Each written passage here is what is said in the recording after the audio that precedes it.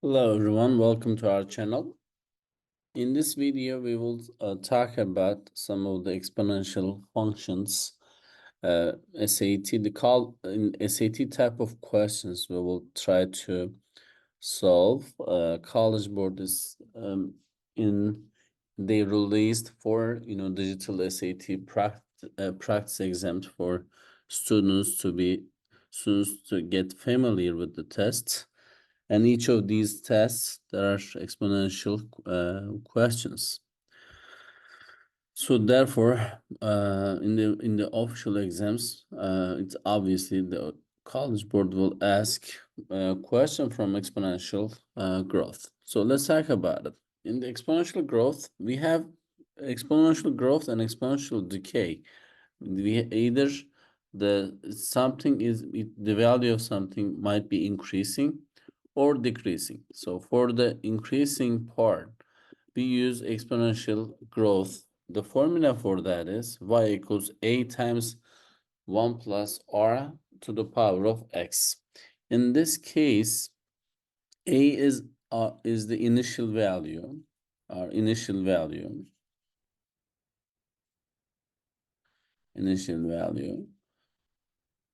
R is the rate, and it's usually it will be giving you as percentages that you will need to convert into decimal. Convert into decimal.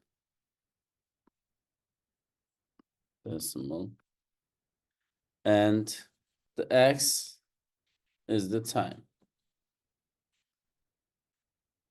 So for exponential growth, we use this formula y equals a times the 1 plus r to the power of x. For exponential decay, we use y equals a times, again, initial value, in parentheses, 1 minus r to the power of x. So let's see some of the examples. We have this question. Daniel's print shop purchased a new printer for $35,000. Each year it depreciates. Depreciates means it loses its value at a rate of 5%. What will its approximately value be at the end of the fourth year? So this is a depreciation, so we're going to use decay formula. Let me write it down, the formula here again. Y equals a times 1 minus r in parentheses to the power of x. Initial value, so the printer, it was when it's initially purchased, it cost $35,000. $35,000. Okay. Then 1 minus r. The rate here in this question, rate is given as 5%. So let's do that over here. 5% means it's 5 over 100. And if you will convert into decimal, this will become 0.005. How do I do that again? Let's say you put this number over here, 5, and you will go 2 steps to the left. This is one digit. This is our second digit, and this is where you put your decimal point.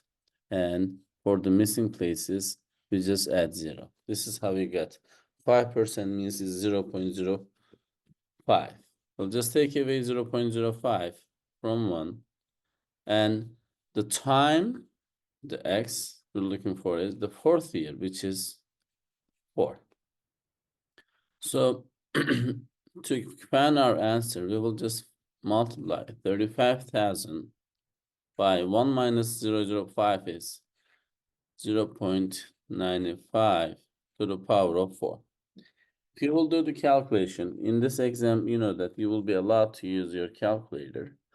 So you can just go ahead and use your calculator to find 0.95 to the fourth power. That gives you 35,000 times 0.95 0.8145, let's say. If you will multiply this value with a 35,000 on your calculator, okay, you will see, you will get $28,507.72. So the right answer is C. Let me tell you this as well. Usually the College Board, if you would just go ahead and check the exponential growth type of questions they've released, they don't even ask you to evaluate it actually. So you don't have to just multiply and find all the values.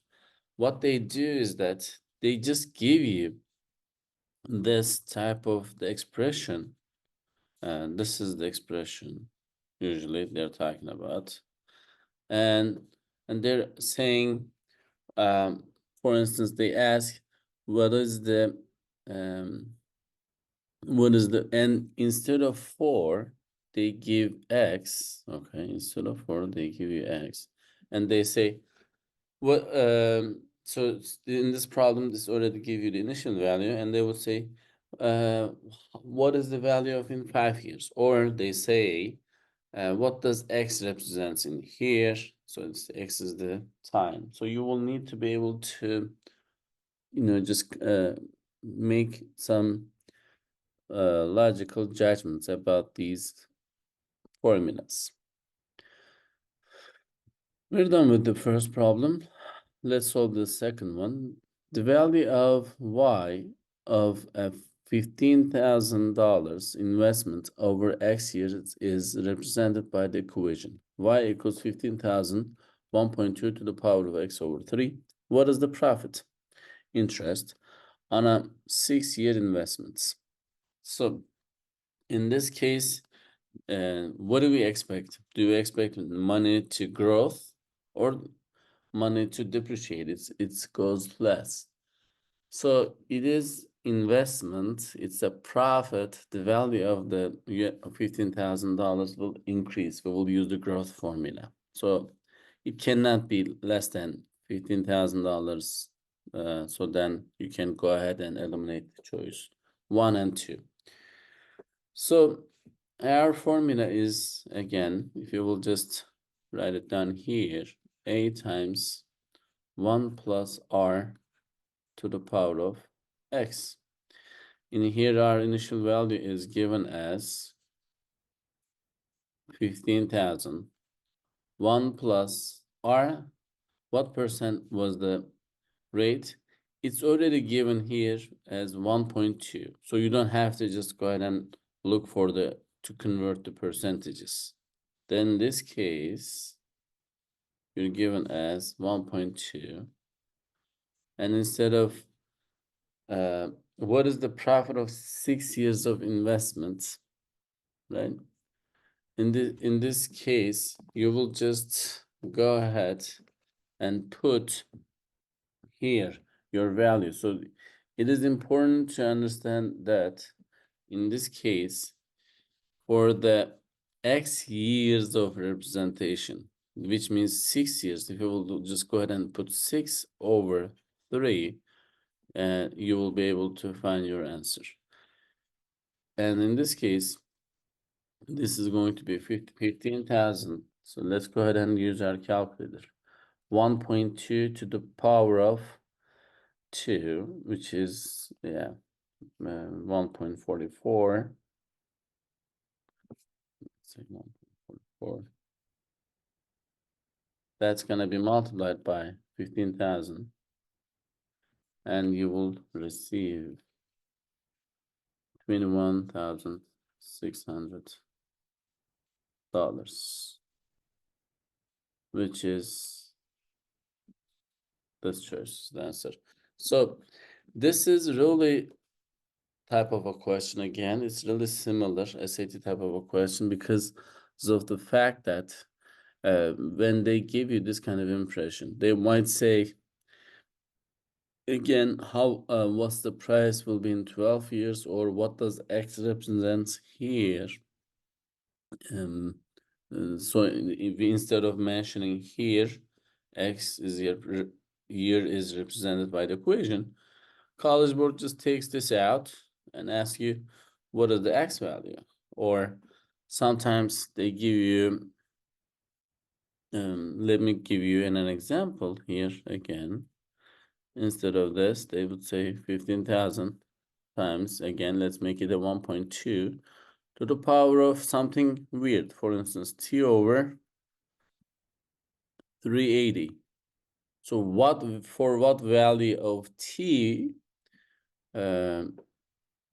what value of t, the interest that say this person will receive, it's going to be, let's say, for the first year. That's kind of questions they may say. In this case, you would say 3t, the value of t will be 3 over 80 because 380 over 380 is 1. So they want you to be kind of like make some judgments about what's going on with the exponents in exponential growth. That's all about it, actually. It's really easy. And the last one, this is our last question in this video. Let's read it. The New York Volleyball Association invited 64 teams to compete in a tournament. After each round, half of the teams were eliminated. Which equation represents the number of teams, T, that remained in the tournament after our rounds? So what's going on here is we are, so the number of teams, there's elimination, it's a tournament. So there will be numbers. First of all, it's decreasing. Again, our decay formula, A times 1 minus R to the power of X. In this case, they used R for the X, which is the time, but it's okay. We will just go ahead and put the values in. So initially, how many teams we have? We have 64 teams, 64 teams. And since half of the teams were eliminated, means we're going to take away 0.5 from 1, which will give you 0.5 to the power of how many rounds we're talking about, which is, it's sort of a time in here.